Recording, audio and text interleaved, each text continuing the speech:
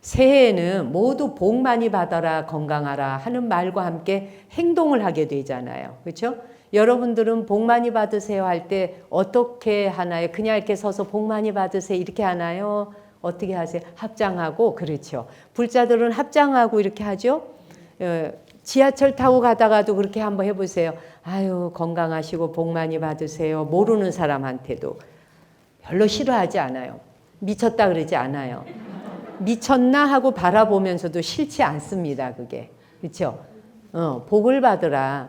새해에만 하는 인사잖아요. 거의 뭐 한여름에 그렇게 인사하지 않잖아요. 그렇죠?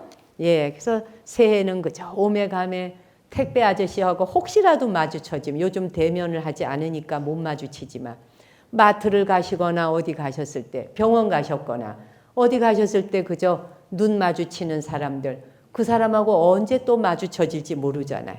오며 가면서 새해 복 많이 받으세요. 아유, 건강하세요. 청소하는 분을 엘리베이터나 복도에서 마주치면 수고하시네요. 복 많이 받으세요. 얼마나 좋겠습니까? 그런 인사가. 우리가 새해에는 도둑질 하세요. 누구하고 원한 맺으세요. 이런 말 안 하죠. 그렇죠? 그리고 누구를 많이 괴롭히는 한 해 되세요. 뭐 이런 인사는 안 하잖아요. 그렇지? 모두가 복 받아라, 행복해라, 무탈하라, 무장무예하라. 이 공덕으로 1년을 살아가는 건지도 몰라요. 그러니까 많이 하면 좋겠죠. 누굴 만나더라도. 그러면 우리는 도대체 어째서 이렇게 서로에게 복 받기를 바라고 건강하기를 바랄까? 왜? 왜 그렇게 누구를 보기만 하면 건강하세요, 복 받으세요 이럴까? 오랜 세월에 걸쳐서 우리 인류는 그렇게 살아왔어요. 누군가에게 복 받아라, 누군가에게 건강하시라 라고 하는 말을 통해서 그것이 내 삶에 큰 도움이 되고 그것이 내가 살아가는 생존에 엄청 유용하다고 하는 걸 터득한 거예요. 그것이 누군가에게 건강하라, 복 받아라, 축복하는 것이 내가 살아가는데 엄청난 그것이 큰 혜택이 된다고 하는 걸 인류는 깨달았던 거예요. 그래서 복을 주기 시작한 거예요. 예. 이따 이제 법문 끝난 다음에 스님 시험 봐요. 집중해서 잘 들어야 돼요. 아시겠죠? 시험 본다니까 갑자기 듣기 싫죠. 집중해서 들으시란 이야기예요. 왜냐하면 나이가 들면 말이 들어가는 순간 바로 까먹어 버리죠. 그런데 잊어버려도 좋으니까 듣는 순간에 공감하면 돼요. 이렇게 아 그렇구나 라고 알아들으시면 돼요. 그렇잖아요. 오늘 어렵게 여기까지 오셨는데 그냥 맹숭맹숭 듣다 뭔 말 했는지 하나도 모른다.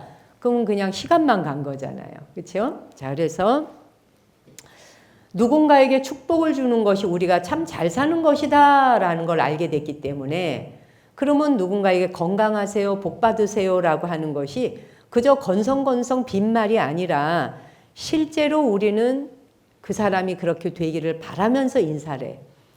근데 그럼 건성건성하기도 하잖아요. 지나가면서 아유 새해 복 많이 받으시오. 아유 그냥 건강하시오. 이렇게도 하죠. 그냥 마음에 없어. 우리 왜 영혼 없이 하는 말 이런 말 하죠 요즘에. 아, 너 영혼 없이 대답한다. 너 우리 영혼 없이 뭘 한다. 이건 뭐예요? 마음을 실어서 하지 않고 건성으로 한다는 말이지 않습니까? 자, 그런데 건성건성 빈말로 하듯이 하는 데에도 효과가 있나요? 효과 있죠. 왜? 일단 말에 씨앗을 하나 뿌렸잖아요. 말에 씨앗을 하나를 뿌려놓으면 그 씨앗이 언젠가 시절 인연이 도래하면 발화를 하거든요. 그렇잖아요? 새해에는 누구를 만나던 건강하세요, 복 받으세요 라고 하는 걸 많이 하실수록 좋다. 그러니 서양에서도 뭐 해피 뉴 이어 그러잖아요. 헬시 뉴 이어, 원더풀 뉴 이어, 뭐 조이풀 뉴 이어 막 이러고 서로 인사하거든요. 새해 행복한 새해 되어라. 건강한 한 해 되어라. 신나고 멋진 한 해 되어라. 뭐 기쁜 한 해 되어라. 뭐 이렇게 이제 축복을 한단 말이에요. 제가 작년에 한번 이야기했던 적이 있는데 본격적으로 말을 하진 않았어요. 이제 오늘 이 자리에서 이제 본격적으로 한번 이야기를 새해야 해드릴까 싶어요. 그 책 중에 다정한 것이 살아남는다라는 그 책을 제가 작년에 읽고 굉장히 좀 감동을 받았어요. 모르는 것도 많이 알게 됐고요. 이게 뭐냐 하면은 다정한 것이 살아남는다. 이 말을 들을 때 어떻게 느껴지시는지. 우리는 지금까지 강한 사람이 살아남는다였잖아요. 강해야 산다. 그래서 이 동물들도 새끼를 낳았을 때 이 언덕에서 떨어뜨려 갖고 살아남는 새끼만 키운다. 강한 자만 살아남는다. 약한 거는 뭐 지가 죽든지 살든지 뭐 이렇게 생각하고 살아왔단 말이에요. 그래서 우리가 진화해 오는데 원동력이 되어준 것은 최강자, 최적자, 가장 힘이 강하고 가장 센 사람이 이 세상을 살아가는데 가장 알맞고 그런 사람만 살아남는다. 이렇게 여겼어요. 근데 그게 아니라는 거예요. 다정하고 온유한 사람이 훨씬 진화하고 살아남는데 그게 더 훨씬 유익하다는 거예요. 네. 그래서 그 우생학이라고 하는 말이 있는데 모르는 말은 지나가셔도 되나 전체적인 것만 들으시면 돼요. 그러니까 우수한 종족들을 보존해서 열등한 종족들을 도태시키고 아예 열등한 존재한테는 이세를 낳지 못하게 하는, 이세를 낳지 못하게 하자 하는 주장이 사회에 퍼졌었다는 거예요. 우생학은. 그래서 사회의 최하위급에 해당하는 사회의 최하위층이라고 볼 수 있는 뭐 예를 들면 이제 여기선 그래 정신장애가 있다든지 빈곤층이라든지 노숙자, 거린 이런 사람들은 사회에서 규제를 하는 거지. 억압을 하는 거예요. 규제하고 우월한 사람들로만 사회를 발전시키자라는 주장이에요. 근데 그렇게 했더니 어떻게 됐어요? 우월한 사람들끼리만 살아남게 하고 그들끼리만 결혼하게 하고 그들이 자식을 낳게 하고 이렇게 했더니 어떻게 되냐? 폭망했어요. 그렇게 했더니. 네. 사회적으로 열등하다라고 생각했던 자들을 도외시시키고 그리고 우등하다고 생각하는 자들만 뭉쳐서 살도록 하는 사회를 만들어보자 라고 하면서 갔더니 그게 망해버린 거예요. 여러분도 잘 아시는 유태인 학살. 그죠? 바로 유태인 학살이 나치가 그들은 다 세상에 쓸모없다. 뭐 이게 쓰레기니까 다 치워야 된다. 뭐 이런 심한 말까지 하면서 저질렀던 거 아니에요? 예. 근데 그렇게 해봤더니 어떻게 됐어요? 망했죠. 인류는 그런 길을 가서 살아온 게 아니라는 거예요. 우리는 그렇게 살아오지 않았다는 거예요. 그러면서 이제 뭐냐면 이 책에서는 인간은 우리 스스로가 자기를 가축화했다. 가축화한다는 가축이라는 말이 뭐죠? 집에서 기르는 동물. 그렇죠? 집에서 기르는 동물인데 여기서는 우리도 집에서 기르는 동물인 거예요. 우리도 동물이죠. 그래서 자기 가축화에 대한 이야기를 해요. 가축화, 우리 자신도 가축화를 하는 그 가축화 가설을 이야기해요. 이 말은 뭐냐면 우리 인간이 이렇게 지구촌에 80억 인구가 어마어마하게 살아남을 수 있었던 것은 우리의 종이 다른 동물의 종보다 뛰어나거나 우수해서 그렇게 된 게 아니라는 거예요. 네. 우리가 무슨 독수리보다 이빨이 세요. 호랑이나 사자처럼 이빨이 세길 해요. 독수리처럼 부리가 세요. 날개를 펼쳐서 한번 구만리 장청을 날아갈 수도 있어요. 우리 그런 능력 없잖아요. 우리가 굉장히 유약한 종이잖아요. 다른 동물과 비교해 봤을 때. 그래서 우리가 그렇게 뛰어나거나 우수한 종이 아닌 거예요. 그런데도 불구하고 뭐 때문에 우리가 이렇게 이 수많은 종을 형성하면서 살아올 수 있게 되었느냐. 그건 바로 친화적으로, 친밀감과 다정함과 친화적으로 지냈기 때문에 가능했다는 거예요. 이 굉장히 중요한 말이에요. 그렇죠? 그래서 자기 가축화를 한다라고 하는 말은 서로한테 의지하는 친근감을 말하는 거예요. 우리가 서로에게 이렇게 의지하는 친근감, 그것을 가축화한다 그래. 오늘 가축화라고 하는 말 하나만 잘 우리가 배워가지고 가자고요. 그래서 가족이 아니라고 해도 굉장히 우호적이고 다정하게 대할수록 친구가 많아지죠. 그렇습니까? 네. 다정하게 대할수록 친구가 많아져요. 친근하게 대할수록 내 곁에 오는 사람이 많을 거 아니에요. 그렇죠? 내가 강하게 한다고 막 이빨을 드러내고 눈을 막 치켜뜨고 으르렁거리고 이러면 내 옆에 누가 오나요, 여러분? 안 오죠? 여러분은 어떻게 살아오셨어요? 어떤 편이에요? 착하게 살아오셨어요? 그게 이제 이게 뭐냐면 남한테 물어야 돼. 주변에 물어봐야 우리가 제 자신이 알 수가 없는 거더라고. 어쨌든 우호적이고 다정하게 대할수록 친구가 많아진다는 건 상식이잖아요. 자, 그러다 보면 내가 우호적으로 대하다 보면 내가 어려울 때 도움받을 수 있죠. 응? 내가 어려울 때 도움도 받을 수 있다는 거예요. 그 다음에 우리 인류는 왜 우리 요새 동안 피부, 동안 얼굴 이런 말 많이 하죠. 어려 보이는 거. 동안 피부를 만들려면 뭐를 바르셔라, 뭐를 먹어라 뭐 이러던데 뭔지는 하나 모르지만 나이보다 동안으로 보이는 사람한테 사람들이 호의적이죠. 그래서 동안으로 보이거나 귀여워 보이는 외모를 가지고 있으면 더 친근감을 느끼게 된다는 거예요. 더. 예.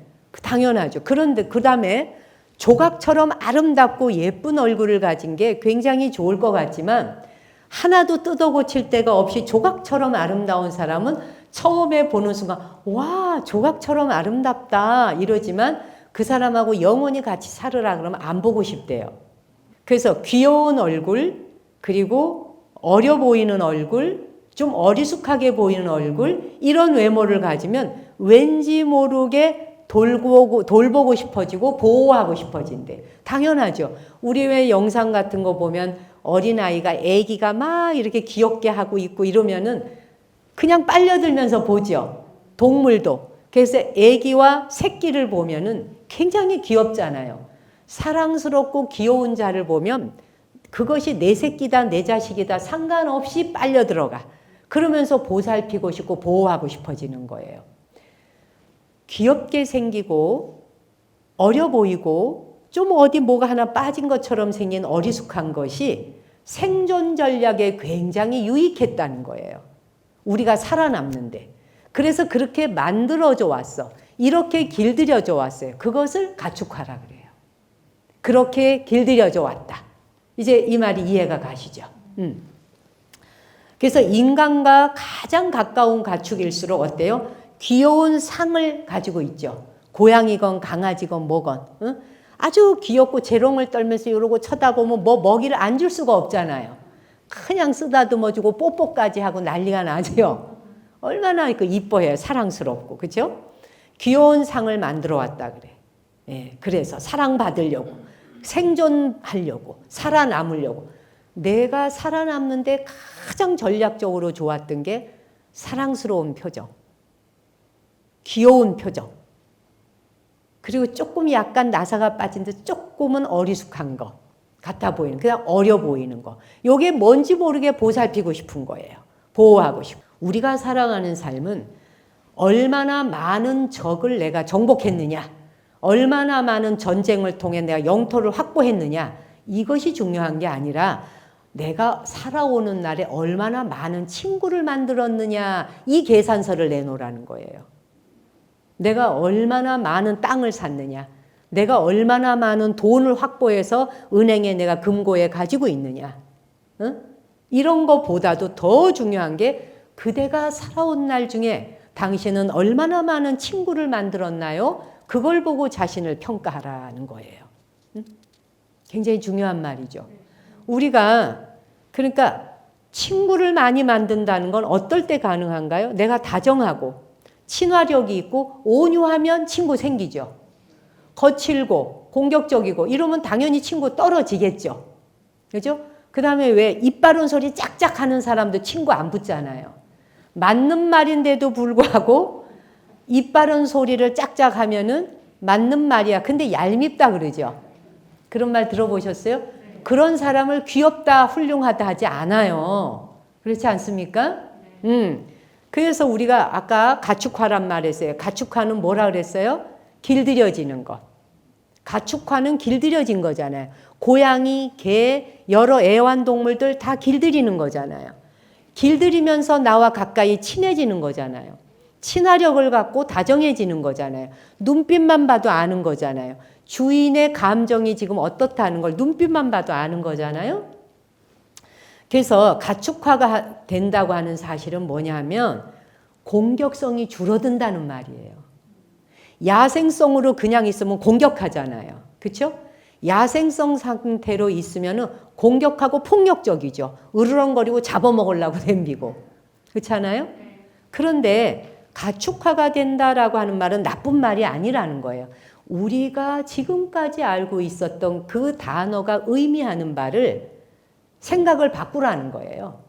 가축화 이러면 동물 가축 만드는 거, 내가 잡아먹기 위해서 우리 집 지키라고 있는 동물 길들이는 이게 아니라 우리도 동물이잖아요. 우리도 길들여야 한다는 거예요. 불자들이 왜 절에 와서 기도를 하고 신묘장구 대단한 일 독송하고 신년 새해가 되면 그렇게 기도를 하고 그럴까요? 가축화하는 거예요. 길들이는 거예요. 무엇으로? 대보살의 자리로 길들이는 거예요.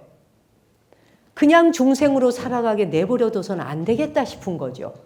그냥 지 업장대로 살도록 내버려 두니까 안 되겠더라는 거죠. 지 생긴 업대로 튀어나오면 어떻게 돼요? 사람이 기고만장해지죠. 봐줄 수가 없어지잖아요. 업이 튀어나오면. 안 그렇습니까? 이러한 업장을 다듬어서 공격성을 줄이고 업장이 툭 튀어나오면 어떻게 돼? 탐욕심이 팍 나오면 욕망에 의해 갖고 거기에 노예가 되죠. 그리고 어느 순간에 뭐 기분 나쁘다면 화가 불뚝 일어나면 어떻게 돼? 그것도 공격성이죠. 공격적인 성격들, 공격적인 성품들이 우리 안에 다 내재해 있는데 이런 것들은 다른 사람과 나 사이에 간극을 벌어지게 하고 건널 수 없는 다리를 만들고 강을 만들어서 친밀해질 수 없다. 가까워지지 않는다는 거예요. 가까워지지 않는 관계에서는 내가 생존할 확률이 훨씬 낮아지는 거예요. 생존하기가 어려워지는 거예요. 내가 어려움에 처했을 때 나를 도와줄 사람이 없으면, 나를 구해줄 사람이 없으면 어떻게 되겠어요? 그렇죠? 그래서 가축화가 된다고 하는 말은, 이 말은 꼭 기억하세요. 가축화한다, 이건 길들이는 것이다. 길들임으로써 무엇이 좋아지나? 공격성이 소멸된다. 공격하고 덤비려고 하고 화내면서 으르렁거리고 막 이러는 것들이 가축화가 되면서 길들여지면 점점 약해지는 거예요. 왜 약해질까?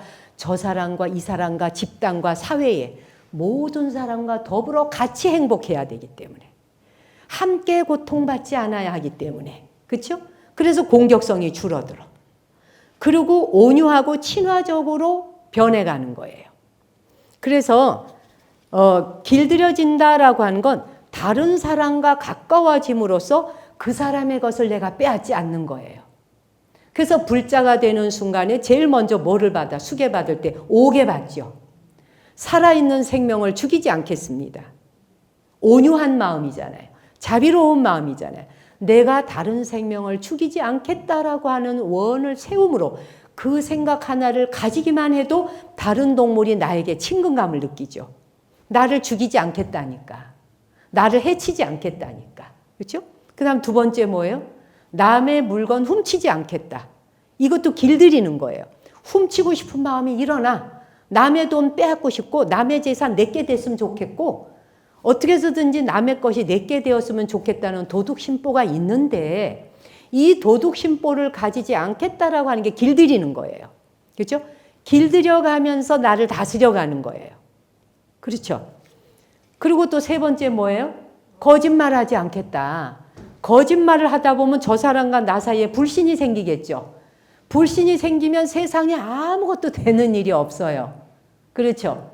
가족 관계에서 여러분 거짓말을 하는 관계가 계속 이루어지면 어떻게 돼요? 믿어지지 않죠. 믿어지지 않으면 그 사람하고 사랑하게 돼요? 친밀감 생기나요? 그 사람한테 온유해지나요? 그냥 눈을 째리게 되죠. 욕이 튀어나가죠. 그렇죠? 자, 그래서 이렇게 우리가 가축화되고 길들여진다는 거, 공격성을 줄이는데 불자들에게는 그 공격성을 줄여가는 과정에 5개를 받는 게 기본이라는 거예요. 이 5개는 지켜야 되는 것이냐를 묻는 게 아니라 지키려고 노력하고 지켜야 되는 것인. 그 다음에 네 번째가 뭐예요? 부부 사이에 관계없는 사람하고 성관계 가지지 말라잖아요. 그렇죠? 부부가 사이, 약속되어진 부부 사이가 아닌데 성관계를 가짐으로 해서 이 세상이 어떻게 되나요? 정말 전쟁터가 따로 없죠. 그것으로 인한 전쟁이 전 세계에서 일어나는 일이잖아요. 그렇죠? 우리가 전 세계의 그 역사 속에서도 보면 그 왕비를 빼앗아간, 그렇지? 왕비를 다른 사람이 빼앗아가면 어떻게 돼? 그 나라하고 전쟁하잖아요. 전쟁이 바로 잘못된 성적 관계에서 일어나는, 그렇게 해서 죽고 죽이고, 그렇죠? 전쟁이 그 관계 때문에 일어난 게 굉장히 많아요. 역사서를 보면요. 근데 그것이 지금도 우린 끝나지 않았어요. 그래서 부처님께서 그런 말씀 하시잖아요. 이 세상은 어떤 힘이 굴러가게 하는가? 무지가 이 세상을 굴러가게 한다. 어리석음, 무지 덩어리가 세상을 굴리고 있다. 그래서 한 중생이라도 무지로부터 깨어나는 것이 인생의 목표가 돼야 된다는 거예요. 어리석음으로부터 깨어나기 위한 것이 자기 인생 목표이자 그것이 삶의 의미가 돼야 된다는 거죠. 그 다음 5번째가 뭐예요? 정신을 혼미하게 하는 마약과 술을 가까이 하지 말라. 근데 요즘에 술, 마약 많이 하잖아요. 그죠? 술과 마약 때문에 오는 고통이 또 얼마나 많아요. 그러니 우리가 이 5개만 지켜도 우리가 살아가는 세상이 굉장히 평화롭겠구나 하는 걸 느꼈죠. 알아지죠. 거의 이 세상이 이 5개의 5개 안에서 5개의 5개가 다 범죄를 저지르느냐 계를 지키느냐의 차이밖에 없어요. 이게 전부 범죄로 갈래? 아니면 이것을 지킴으로써 삶을 평화롭게 갈래? 이 차이밖에 없죠. 그렇죠? 그래서 불자들은 5개를 지키겠다는 약속으로서 한 해를 맞이하고 그것으로서 1년을 살아가겠다고 원력을 세워야 되는 것이죠.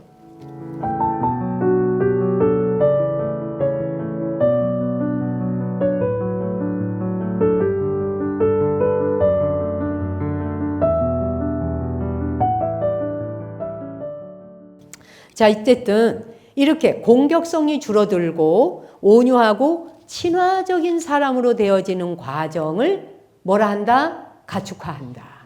가축화되는 건 길들여지는 것이다.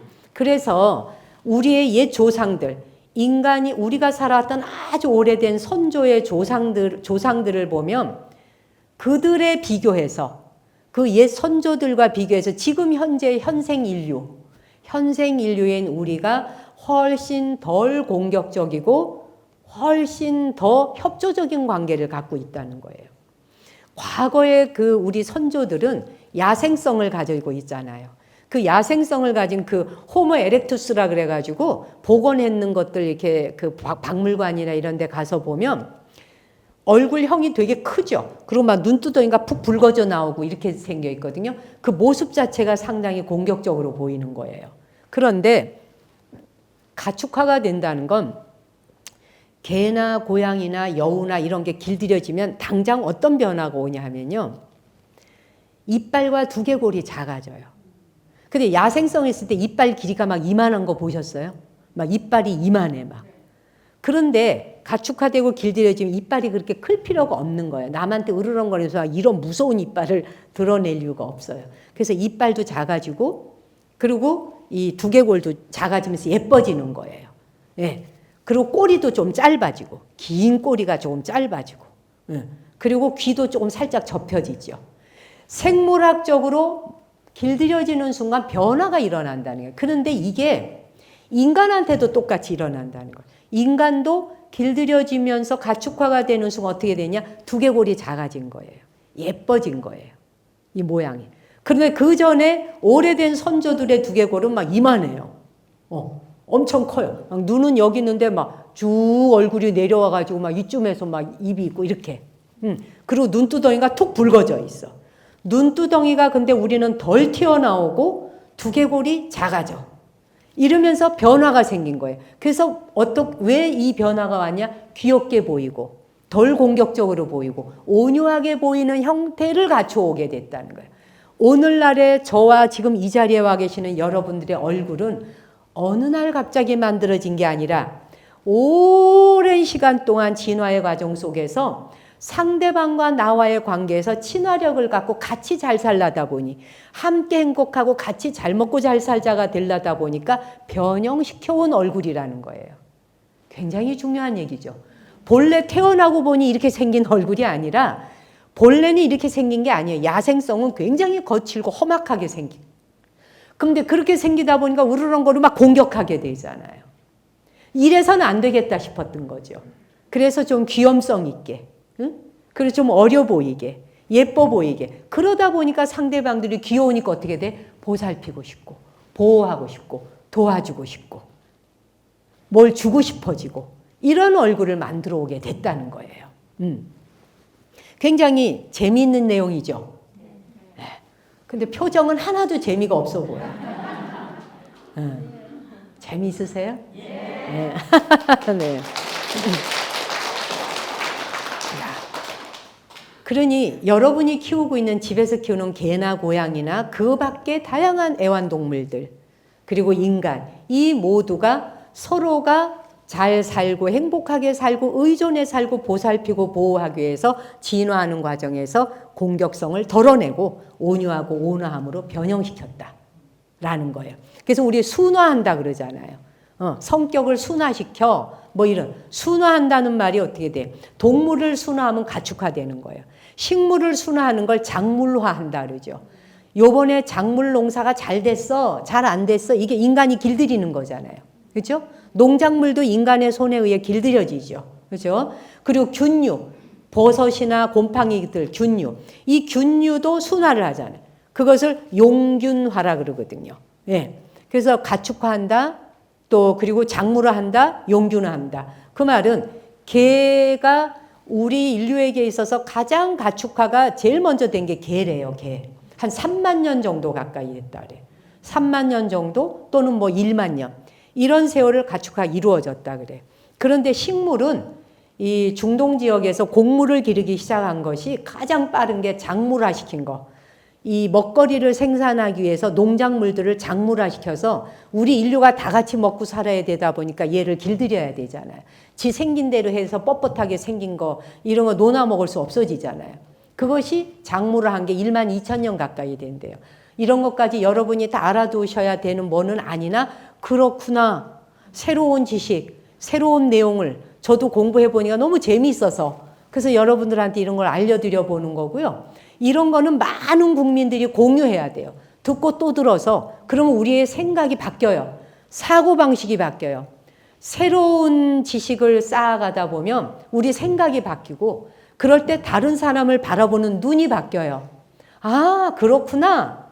그냥 맹숭맹숭 살아왔던 날들에 새로운 지식을 듣다 보면 아, 그러네. 그러니 어떻게 내가 좀 친밀하게 살아야겠다. 온유해야 되겠다. 왜? 여러분도 누군가가 친밀하면 좋으시죠? 누군가가 웃으면서 따뜻하게 말해주면 행복하시죠? 그러려면 어떻게 돼? 나도 그렇게 해야 되죠? 이 이치를 알아가는 거예요.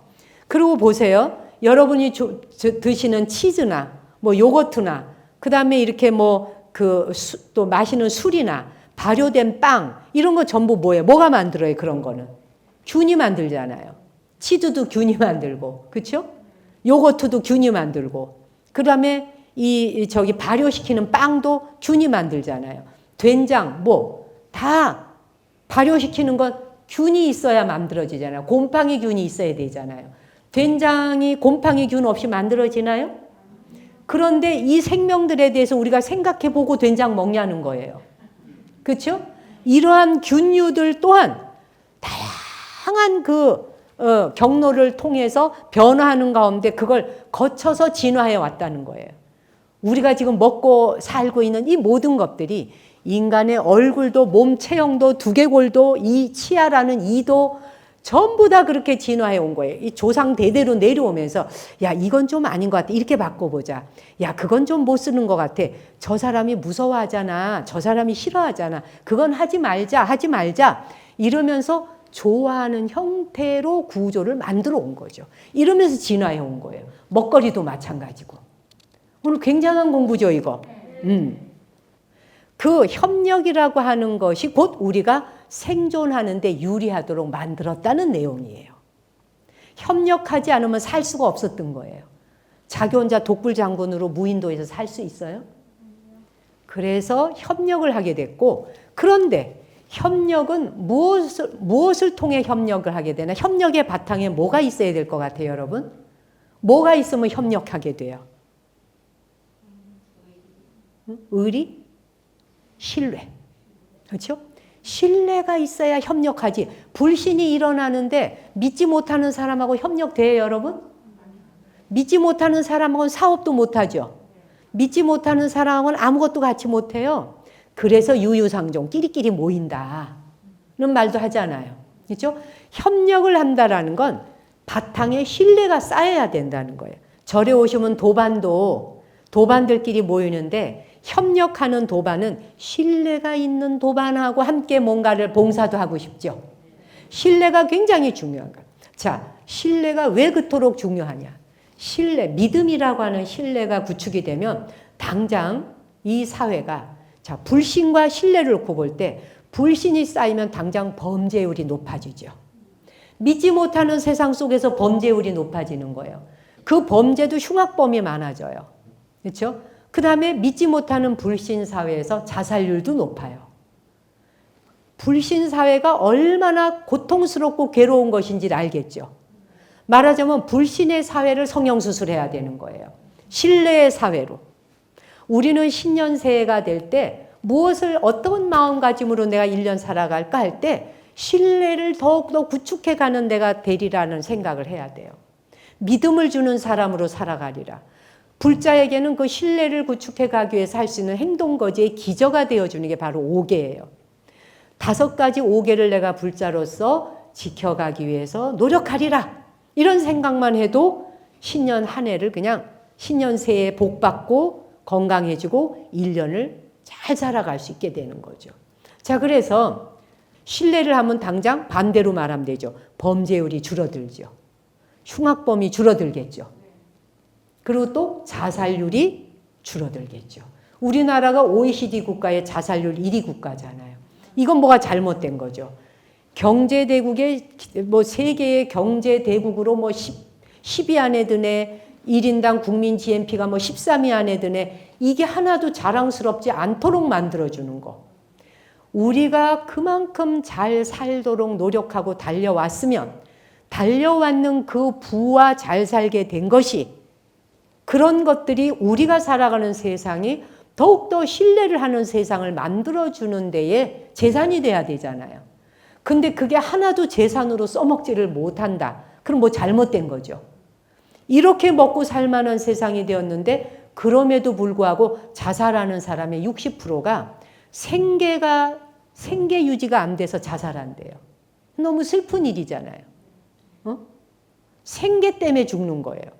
어쨌건 신뢰를 구축한다는 것은 굉장히 중요하다. 자, 그럼 거꾸로 한번 가봐. 신뢰라는 것이 구축이 돼야 비로소 사회가 만들어지죠. 사회가 만들어지지 우리가 살아가는 세상을 이 사회가 본래 있었나요? 없어요. 한 사람 한 사람이 뭉치니까 사회가 된 거잖아요. 그렇죠? 그러면 이 사회는 무엇으로 만들어진다? 신뢰로. 거꾸로. 자, 뇌에 우리 기억을 잘 다듬어 가보자고요. 이 사회는 무엇으로 만들어진다? 신뢰. 그래서 신뢰는 무엇으로 신뢰가 있다? 협력관계. 협력하는 관계는 신뢰가 있어야 협력하잖아요. 협력하는 것은 또 무엇이 기저에 있다? 친밀감, 온유함. 그렇죠? 따라가 보세요. 그렇죠? 친밀감과 온유함이라고 하는 것이 있어야 협력할 거 아니에요. 친밀함과 온유함이라고 하는 것이 생겨나는 건 뭐를 말한다? 공격성이 줄어든다. 공격성이 사라진다. 공격성이 사라지는 것을 뭐라 한다? 길들여지는 것이다. 길들여지는 걸 뭐라 한다? 가축화된다고 한다. 너무 재밌지 않아요? 자, 이제 여러분들끼리 한번 말해보세요. 가축화부터 한번 가봅시다. 가축화가 되면 길들여진다. 길들여지면 공격성이 줄어들어. 공격성이 줄어들면 친밀하고 온유해진다. 친밀하고 온유해지면 협력하게 된다. 협력은 무엇으로부터? 신뢰로부터. 신뢰가 구축되면 사회가 형성된다. 건강한 사회가 형성된다. 멋지죠? 네. 여러분 스스로에게 박수 한번 주세요. 너무 훌륭하죠? 근데 재밌죠? 네. 오늘 공부했는 거 여러분 머릿속에 가슴에 탁 새겨 넣으셔야지 돼. 아시겠죠? 그래서 이제 이런 신뢰에 대한 이야기를 했는데 신뢰라는 게 어느 날 갑자기 생겨나는 게 아니에요. 그렇잖아요. 우리 인간 사회에서 주거니 받거니 하는 관계에서 내가 뭘 주었을 때 올 것이 있다라고 믿을 때 신뢰도 생기는 거잖아요. 근데 불가에서는 무주상보시하라 그러잖아요. 무주상보시라고 하는 걸 하기 이전에 주고 받고 하는 관계가 형성이 돼야 돼요. 그 믿음이 바탕이 있어야 돼. 내가 계속 일방적으로 누군가에게 주기만 하면 어떻게 돼? 진이 빠지죠. 주기만 하면은 내가 상대방한테 난 당신 사랑해, 사랑인데 상대는 멀뚱해. 예. 그러면 주거니 받거니가 안 되면 신뢰도 안 쌓이고 협력도 안 되죠. 그래서 부처님 당시 때에 이게 이제 자타카 본생담에 나오는 이야기인데 부처님이 이제 그 사위성 기원정사에 계실 때 한 남자가 시골에 사는 누구에게 돈을 빌려준 거예요. 돈을 빌려줬는데 이 사람이 언제 주겠다고 약속해놓고 돈을 안 주네요. 근데 자기도 돈이 필요해. 그래서 돈을 받기 위해서 부부가 이제 함께 먼 길을 떠나서 시골을 갔어요. 가가지고 내가 돈이 필요하니 빌려준 돈 좀 돌려줘라 라고 했더니 나도 돈이 없다 그러면서 그냥 뭐 뒤로 넘어가듯이 오히려 그 사람이 더 큰 소리를 뻥뻥 치고 오히려 그렇죠. 돈 빌려준 사람이 죄 지은 것 같이 하죠. 응? 그리고 빌린 사람이 더 큰 소리를 치죠. 이게 길들여지지 않은 거예요. 가축화가 안 된 거예요. 길들여져야 그대와 나 사이의 관계가 친밀하고 온유하려면 빌려 썼으면 어떤 식으로든지 갚으려고 노력하는 게 보여야 되는 거예요. 그것이 인간 사회잖아요. 그래야 협력하는 거잖아요. 그래야 신뢰가 쌓이고 또 빌려줄 수 있잖아요. 빌려준 돈이 돌아온다는 믿음이 있어야 되지 않겠습니까? 빌려줬는데 안 돌아와. 그럼 그 사람하고 원수되죠. 그래서 어쨌거나 빌려줬는데 그 사람이 왜 이래 큰 소리를 뻥뻥 치는 거예요. 그리고 소리를 지르면서 막 악을 쓰니까 돈도 못 받고 이제 돌아오게 됐어요. 둘이 터덜거리고 이제 집으로 돌아오는데 한참을 걷다 보니까 너무 배가 고픈 거예요. 먹을 게 하나도 없어. 돈도 못 받았지, 배도 고프지. 근데 마침 길을 같이 동행해서 한 길로 가던 사람이 밥이 담긴 주머니 한 덩어리를 주고 가는 거예요. 남편이 그 주머니를 받았어요. 그 주머니를 받았는데 자기가 배가 너무 고프니까 이 밥덩어리가 혼자 먹어도 배가 안 채워질 것 같아요. 그러다 보니까 이제 아내하고 논아 먹고 싶지가 않아. 그러다 보니까 이제 뭐라 그러냐면 아내한테 여보, 지금 이 동네는 도둑놈이 굉장히 많아. 굉장히 위험한 동네야. 그러니까 당신이 어서 앞서서 먼저 가시구려. 먼저. 아니 이게 무슨 말이야 도대체. 이게 황당무계한 말이잖아. 당신이 어서 앞서서 먼저 빨리 집에 가시구려. 라고 얘기를 해. 그러니까 아내는 뭐 이제 남편을 믿으니까 그래서 이제 앞서서 막 갔습니다. 걸어갔는데 남편이 뒤에서 그 주머니에 밥을 꺼내서 주먹밥을 혼자 다 먹었어요. 배가 든든해졌지. 그 든든해졌으면 주머니를 버리고 오든지 먹고 나서 주머니를 달랑달랑 들고 와서 아유 아까 그 사람이 주머니 하나 줬잖아. 밥이 있나 하고 내가 열어보니까 빈 주머니를 주네. 이러고 거짓말까지 하는 거야. 그러니까 아내 입장에서 볼 때는 저게 거짓말이라는 걸 알아요. 괘씸하지. 괘씸한데 밥을 안 먹었으니 기운도 없어. 자기가 기운도 없는데 싸워봐야 얻을 게 없으니까. 그러니까 이제 이 아내가 아무 말도 안 하고 그냥 걸어가. 걸어가다가 기원정사가 나타난 거예요. 가는 길에 사위성에. 기원정사에 들어와서 물이라도 한 사발 먹고 배를 불려야겠다 생각하고 우물에 물을 한 사발 이제 길어서 먹어. 우물에 물을 한 사발을 길어 먹고 이렇게 보니까 부처님이 저 그늘 쪽에 계시는 거라. 그 그늘 아래에 계시니까 부처님께 갔어요. 가가지고 이제 가는데 부처님이 그 그늘 아래에 있는 그 그늘 아래에서 이미 저기 일주문에 들어오고 있는 사람을 봤어요. 보고 저 사람들이 지금 어떤 마음 상태로 온다는 걸 알아요. 아시는데 이제 또 가까이 왔어요. 오자 부처님이 먼 길을 다녀오느라고 고생이 많았겠소 라고 하시면서 아내가 기진맥진하고 기운이 안 좋은데 남편은 뭔가 기운이 있어 보이거든. 남편은 밥을 먹었으니까요. 그러니까 부처님이 딱 보고 하시고는 남편이 아내에게 친절한가요? 라고 이제 이렇게 물으시는 거예요. 그랬더니 이제 아내가 얘기를 하는 거예요. 세존이시여, 저는 남편한테 참 잘하고 애정을 가지고 있는데 남편은 저에게 애정이 없는 것 같습니다. 오늘 일만 하더라도 그랬습니다. 오는 길에 밥을 얻었는데 그 얻은 밥을 혼자서 먹고 그러고 난 뒤에 거짓말까지 합니다. 근데 이게 오늘뿐이 아닙니다. 한두 번이 아닙니다. 일상생활이 이렇습니다. 라고 이제 얘기를 해. 부처님한테 이제 상담을 한 거죠. 네. 그랬더니 부처님 뭐라 그러시냐. 사랑하는 마음이 없는 이와 부부가 된다는 것은 괴로운 일이로다. 인간은 자기에게 잘하는 사람에게 잘하게 되어 있고 잘하지 못하는 사람에겐 잘하지 않고 싶어진다. 남편이 아내에게 한 것과 같이 그대도 남편에게 그 방식 그대로 한번 해봐라. 남편이 했는 건 네 혼자 밥 먹고 옵닥하고 안 주고 거짓말하고 이렇게 해라는 거지. 그런데 그렇게 한번 해봐라. 아내가 잘 해주는데도 불구하고 나쁜 습관을 고치지 않는다면 더 이상 그런 남편에겐 잘해줄 필요가 없는 것이요. 부처님 말씀 치고는 참 의외죠. 부처님은 참아라, 견뎌라, 그냥 살아라, 네 업이다, 업보 갚는다 이럴 것 같죠? 부처님 그렇게 말씀 안 하셨어요. 부처님 상담문 보면 그때그때 굉장히 현명하게 답을 주셨습니다. 예, 그래서 헷갈리지 마세요. 그러면서 아무리 잘해주어도 사랑을 베풀 줄 모르는 남편이라면 더 이상 그 사람에게 친절해야 할 필요는 없다라고 이야기하세요. 더 이상 친절할 필요가 없다. 그러면서 부부 사이라도 사랑이 사라진 사람과는 더 이상 안락하게 살 수는 없는 것이다.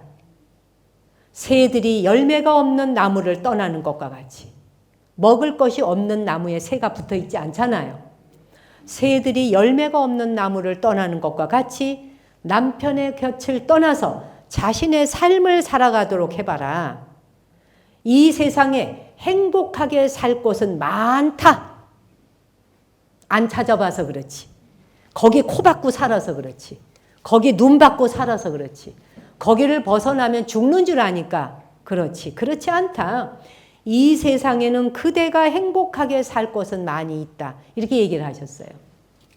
너무 부처님 같지 않죠? 자, 이렇게 얘기를 하셨어요. 그랬더니 이 말을 하자 부처님이 당연히 남편이 있는 앞에서 얘기를 하신 거죠. 네, 부부를 앉혀놓고 얘기하신 거란 말이에요. 그랬더니 이 말을 옆에서 가만히 듣고 있던 남편이 그러니까 예를 들면 부처님이 말씀하실 때 오죽 그 속을 알고 꿰뚫어 말씀하셨겠어요. 그러니까 아내한테 예를 들어서 아유 그냥 남편은 철없는 어린애라 생각하고 애기 하나 키운다 생각하고 그냥 사시오. 예를 들어 막 이렇게 얘기한다. 하나도 개선이 안 되죠. 아내만 참으라는 거잖아. 그렇게 견뎌서 뭔가 개선이 되느냐는 거지. 개선이 안 되잖아요. 그런데 이건 뭐냐. 두 사람 다 어리석음의 길을 가는 거예요. 아내도 그냥 계속 잘해주면 뭐 달라질 줄 알고 믿는 구석이 있는 듯 가는 거예요. 이것도 어리석은 집착이요. 남편은 받기만 하면서 자기는 달라지고 개선할 생각이 없어. 이것도 어리석은 것이다. 이걸 깨닫게 하고 싶었던 거죠. 그래서 이제 부처님이 이미 다 굽어 보시는 거죠. 딱 보고 그 사람의 업을 보시는 거지. 업을 관찰하여 이렇게 말해서 이 사람을 이렇게 개선해 바꿔줘야겠다 싶으니까 깨닫도록 하려고 얘기를 하시고 이미 자애심을 가지고 계시는 거지. 부처님은 그 어떤 마음 안에 탐욕과 화내는 마음과 그런 걸 가지고 있지 않으신 상태인 거지. 진정으로 사랑하는 마음을 가지고 자비심을 갖고 얘기를 하신 거야. 그랬더니 무슨 일이 일어났느냐. 그 말을 옆에서 듣고 있던 남편이 부처님 말씀을 듣는 순간 자신이 잘못했다는 걸 깨닫게 돼요. 아, 이건 내가 잘못된 거네. 나 그냥 습관적으로 살아왔는데 길들여지지 않은 거였지. 그치? 길들여지지 않고 받기만 하면 되는 건 줄 알았던 거죠. 내가 받았으면 상대에게 주는 것을 통하여 내가 기뻤으면 그 사람에게도 기쁘게 해줘야 되는 관계, 상관관계를 가지는 것이 인간 사회와 세상이라는 이치를 몰랐던 거죠. 받기만 하면 되는 줄 알았지. 갓 태어난 아기도 받으면 줄 줄을 압니다. 엄마가 랄랄랄랄랄 까꿍 이러면 깍 웃어주잖아. 아기도 주는 법을 알아요. 그렇잖아요. 여러분들 손자 손녀 키워보시잖아요. 아기도 절대로 공짜밥 먹지 않아요. 공짜 우유 먹지 않아요. 이쁜 짓 이러잖아요. 그렇죠? 반드시 줘요. 주는 법을 알아요. 자기가 그래야 생존한다는 걸 알아요. 이게 생존하는 이치를 터득한 거예요. DNA 안에 있어요. 그런데 이 남편 어떻게 됐어요? 주는 법을 모르고 받기만 해본 거지. 지한테 세상이 주기 위해서 있는 줄로 아는 거. 아내한테 하염없이 내놔라 내놔라만. 이건 아주 인생관이 잘못된 거라는 거예요. 이걸 깨달아야 되는 거예요. 누가? 자기 자신이. 본인이 깨달아야 되는데 죽비방망이가 날아가서 깨달으면 이미 늦는 거예요. 부처님 한 말씀에 다 깨달아. 내가 받기만 했었구나. 아내에게도 내가 기쁨을 줬어야 되는데 칭찬을 해도 해줘야 되잖아. 여보 고마워. 당신이 이렇게 해줘서 고마워. 내가 당신 사랑해. 당신이 내 곁에 있어서 나는 너무 행복하고 좋아. 이 말을 주는 것이거든. 이게 친밀함이고 온유함이죠. 친밀함과 온유함이 가야 가정의 협력이 일어나겠죠. 가정의 협력이 일어나는 것이 신뢰가 바탕이 되는 거 아니에요. 그것이 패밀리, 가정을 이루게 되는 거죠. 근데 이게 다 무너졌다. 칭칭시야로 다 무너졌다. 받기만 하고 주지를 않는다. 사랑한다는 말도 없고 오히려 사랑한다는, 그러니까 무슨 아내는 밥 해주는 사람으로 저기 어디서 천상세계에서 데려왔는 시종 정도로 아는. 그래서는 안 되잖아요. 그렇죠 여러분? 주고받는 관계가 형성되지 않으면 절대로 집안이 화목할 수 없는 거예요. 화목하지 않은데 새해가 왔다고 복 받으란다고 복이 들어가느냐 그 집에. 건강하란다고 건강해지느냐. 주고받는 관계가 이루어지지 않고 협력 관계가 이루어지지 않으면 면역력이 뚝뚝뚝뚝 떨어지죠. 상식이죠. 요즘에. 면역 높아지는 거 아무리 드셔보세요. 과하게 먹지 말라. 누가 뭐 좋단다고 다 먹고 욕심내지 마시라. 누가 선물을 줘도 선물을 준 거에서 내가 먹을 건지 안 먹을 것인지 구별하고 나누어야 돼요. 이웃에. 이웃에 나누다 보면 온유함과 친절함 때문에 또 복이 들어오죠. 들어오면 또 나누죠. 들어오면 또 나누죠. 나누고 들어오고 나누고 들어오고. 이게 협력관계예요. 이것이 우리가 살아가는 생활의 생존 전략이었던 거예요. 갓 태어난 아기도 콱 웃어줘서 엄마에게 행복을 줄 줄 아는데 젖을 먹고 나면 아가야도 말 못하는 아가야도 주는 게 뭔지 알고 할아버지 할머니를 쳐다보고 빵긋빵긋 웃어주는데 하물며 다 자란 성인의 남편이 아내에게 받기만 하고 길 가다 밥도 배고프다고 지 혼자 덜렁 먹고 반찬 올려놓으면 맛있는 건 자기 혼자 다 먹고 아내 건 하나도 없어. 아내는 남은 찌꺼기나 먹게 하는. 그게 사는 게 아니라는 거야. 이거 근본적으로 삶이 바뀌어야 된다는 거야. 협력 관계가 바뀌어야 돼. 그래서 오늘의 이 강의 내용은 모두가 알아야 되고 우리가 다 공부해야 돼. 우리가 어떤 존재로서 이렇게 서로 협력하며 사회를 구성하게 되었는지. 이게 이 원리였구나. 친밀하고 온유하면서 서로에게 공격성을 자제하고 나만 달라라고 욕심내는 게 아니라 주거니 받거니 주거니 받거니 뭘 받아 먹었으면 고맙다 말할 줄 알아야 되고 잘못을 저질렀으면 미안하다고 말할 줄 아는 게 인간 종이라는 거죠. 우린 그걸 통해서 서로 그 생존하는 법칙을 익히고 배워왔던 거예요. 아시겠지? 예, 그래서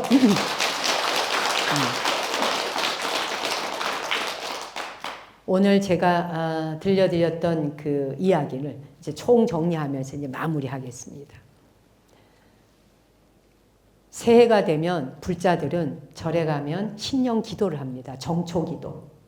3일 하는 절도 있고 일주일 하는 절도 있고 보름간 하는 절도 있습니다. 1년 한 해를 보내기 위해서 우리는 기도를 합니다. 그 기도라고 하는 건 더 나은 사람 되겠다고 하는 겁니다. 그 기도 자체가.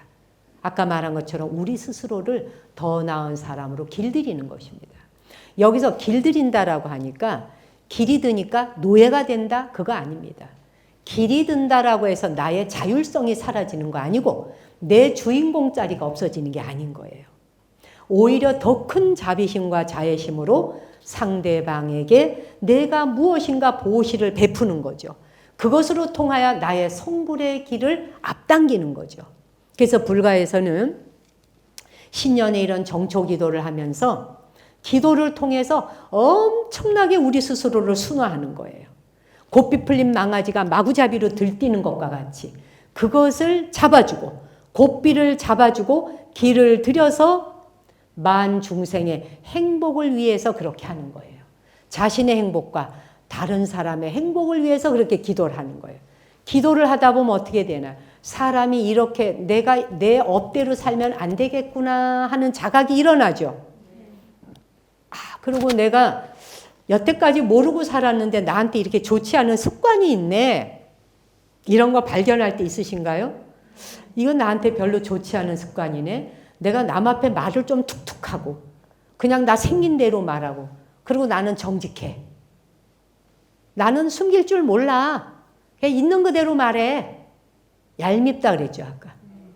네. 그렇게 말하는 것이 다른 사람이 그 말을 들었을 때 어떠할까를 한번 생각할 수 있는 게 기도하는 마음이에요.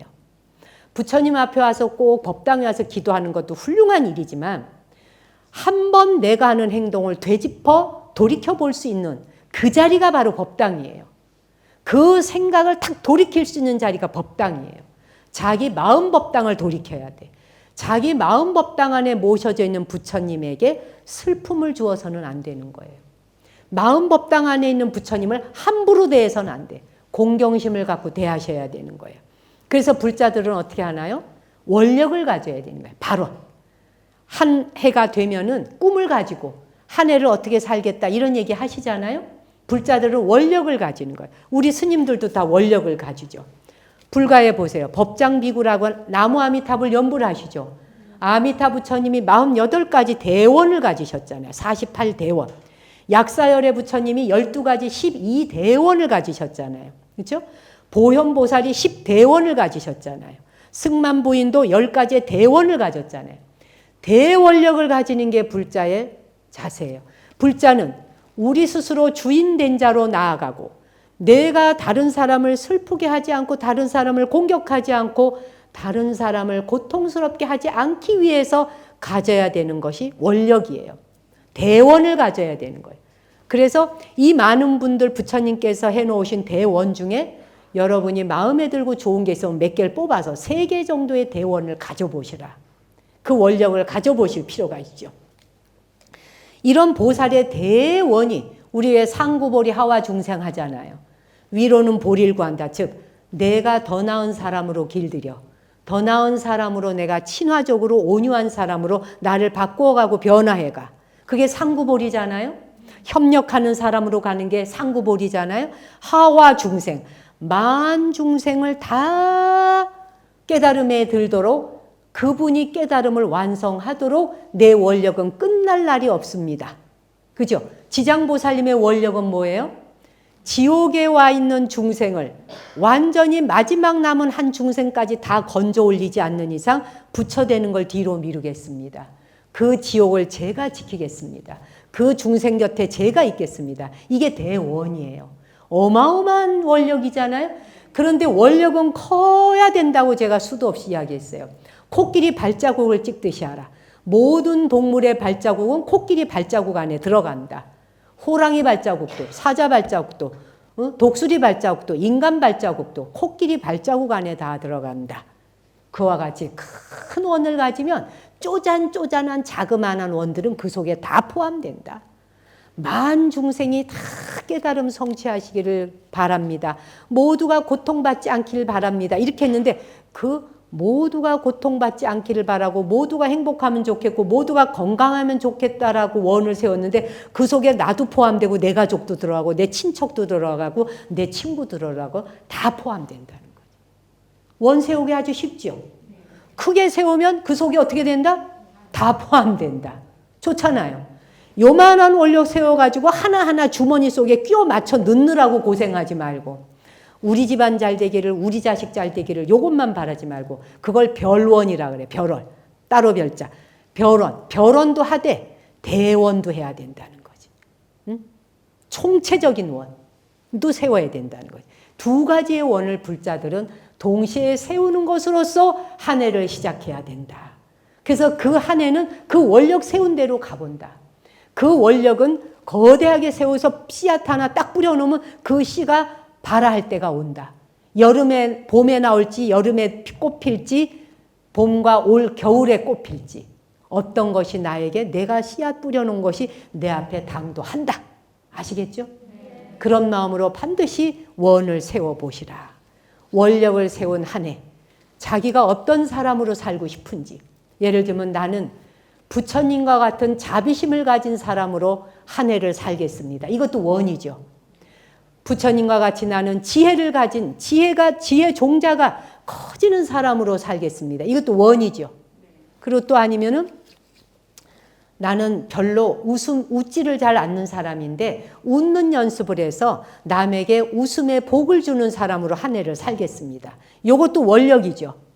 내가 입 바른 소리를 잘하고 남에게 말을 참지 못하고 착착 말을 하는 과인데 그것을 통해서 상대방에게 공격적 성향을 주고 다른 사람에게 나를 피하게 만드는 것을 나도 모르고 살아왔는데 올해는 내가 좀 더 온유하고 부드러운 말을 하기 위해서 한 번 더 생각하는 시간을 가지겠다.